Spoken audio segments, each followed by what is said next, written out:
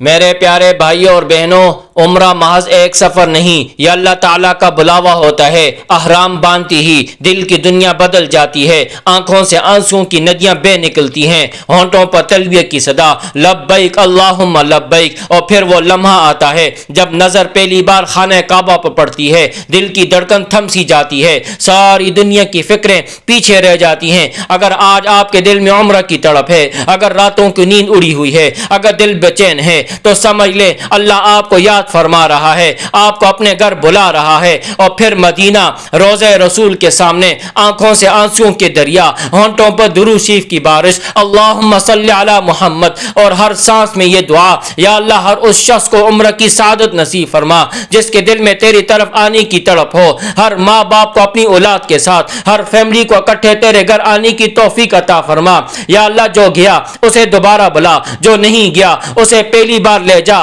ہم سب کو تیرے در پر سجدہ کرنے، آنسو بہانے، تیری رحمت پانے کی سعادت کو عطا فرما، آمین یا رب العالمین۔